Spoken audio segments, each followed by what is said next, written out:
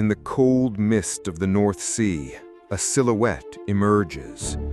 The head of a dragon carved from wood, its teeth bared, slices through the waves like a promise of violence. For the monks on the holy island of Lindisfarne, for the villagers of Francia, for the fractured kingdoms of England, this sight meant only one thing: the end.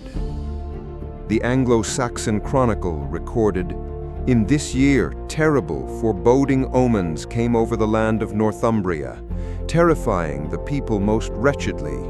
These were immense sheets of light rushing through the air, and whirlwinds and fiery dragons were seen flying across the firmament."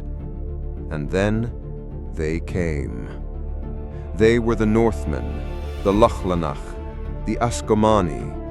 We know them as the Vikings. Their fury became legend, a horror story whispered for generations. The image was forged in fear: savage barbarians, giants in horned helmets, driven only by an insatiable thirst for blood and plunder. A force of nature, unstoppable and incomprehensible. But that is only half the story, the version told by their victims. If we look beyond the bloodied axe and the splintered shield, we find a reality far more complex and fascinating.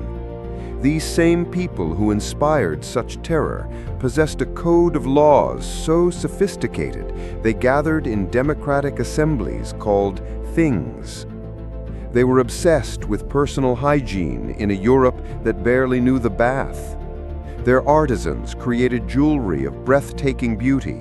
Their women enjoyed rights and freedoms unthinkable for the era.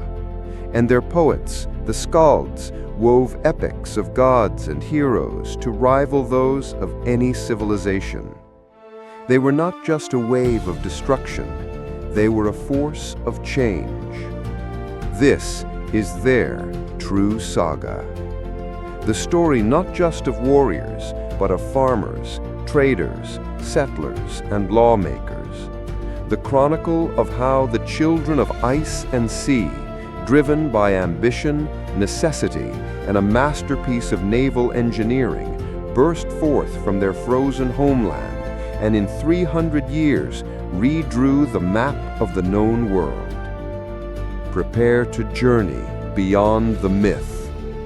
This is the Age of Vikings.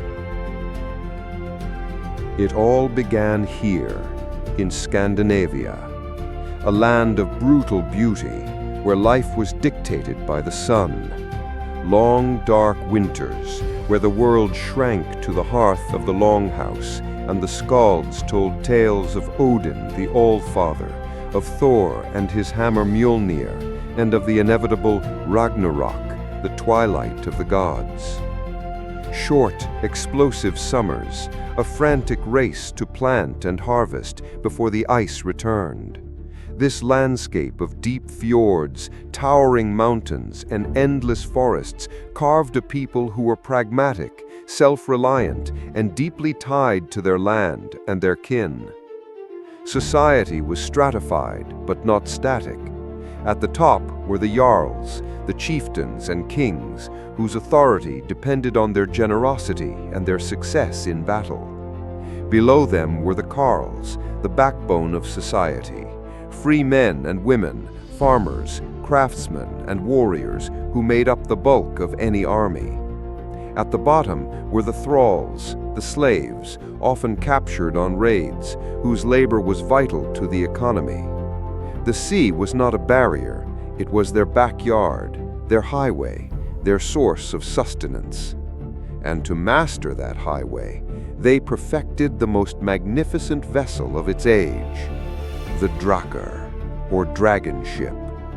It wasn't just a boat, it was a weapon, a work of art, the manifestation of their soul. Built with overlapping planks, a method called clinker building, its hull was incredibly strong, yet flexible. It twisted with the Atlantic swells rather than fighting against them. A revolutionary keel gave it stability, while its shallow draft allowed it to navigate rivers only a meter deep. An army could land on any beach, raid a village, and disappear before any defense could be mustered. But technology alone does not explain the Viking phenomenon. By the end of the 8th century, a perfect storm was brewing in Scandinavia. The population was growing, putting pressure on limited farmland. Inheritance laws meant that the younger sons of a chieftain were often left with no land and no future.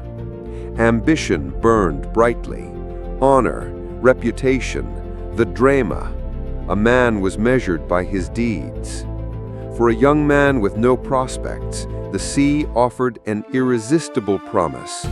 The promise of silver, of glory, of land. The chance to forge a name that poets would sing of for generations. The wealthy and politically fractured kingdoms to the south were easy, tempting targets. Monasteries filled with gold and silver, left completely undefended. The Drakkar was ready. The motivation was strong. The world was about to discover the fury of the North. The raid on Lindisfarne in 793 was not an isolated event. It was the opening of the floodgates. In the decades that followed, the striped sails of the Drakkars became a nightmarish vision on every coast of Europe. England, divided into multiple kingdoms, was the first to feel the full force of the storm. In 865, the Great Heathen Army, a coalition of warriors led by legendary figures like Ivar the Boneless and Halfdan Ragnarsson, landed in East Anglia. This was not mere a raid, it was an invasion. Kingdom after kingdom fell until only Wessex under Alfred the Great stood defiant. Across the Channel, Charlemagne's former Carolingian Empire also felt their might. Fleets of hundreds of ships sailed up the Seine, besieging and sacking Paris in 845. They sailed to Spain, where they clashed with the armies of the Emirate of Córdoba. They pushed through the Strait of Gibraltar and terrorized the Mediterranean, reaching as far as Italy. But the Viking expansion was not just about plunder and slaughter. They were masters of adaptation. Where they met resistance, they fought. Where they found opportunity, they traded. Following the great rivers of Eastern Europe, Swedish Vikings, known as the Rus, traveled south. They established trade routes that linked the Baltic to the Black and Caspian seas. On their ships, they carried furs, honey, wax, and slaves, exchanging them for Arab silver and Byzantine silks. They founded cities like Novgorod and Kiev, giving rise to the first Russian state. Their reputation as elite warriors was so great that the Byzantine emperor himself, in Constantinople, hired them as his personal bodyguard, the fearsome Varangian Guard. And then, to the west, their courage pushed them beyond the known horizon. Fleeing from the tyranny of King Harald Fairhair in Norway, settlers sought new lands in the North Atlantic. They discovered and populated Iceland, creating a republic with the world's oldest parliament, the Althing. And it was from there that the explorer Erik the Red, banished for murder, sailed west and established a settlement on the vast island he cleverly named Greenland. And it was from there that his son Leif Erikson, around the year 1000, driven either by storm or by curiosity, sailed even further west. 500 years before Columbus, a European set foot on the shores of what he called Vinland, a new world. From mercenaries in Byzantium to nation builders in Russia, from invaders in England to the discoverers of America, the Viking footprint was truly global. No storm, however violent, lasts forever. The explosive energy that propelled the Vikings outward began to change its form. The raider became the settler. The plunderer became the lord. In England, after decades of war with Alfred and his successors, the Vikings struck a deal. The northeastern part of the country became the Danelaw, a territory governed by Danish laws and customs. Cities like York, or Jorvik, as they called it, became vibrant centers of Norse trade and culture. In France, in the year 911, King Charles the Simple, weary of constant attacks, made an offer to the Viking leader Rollo. He would grant him the lands at the mouth of the river Seine if Rollo would defend the kingdom from other invaders. Rollo accepted, was baptized, and became the first Duke of Normandy, the land of the Northmen. His descendants would become the Norman Mites, one of the most formidable military forces of the Middle Ages. With settlement came an even more profound change, a transformation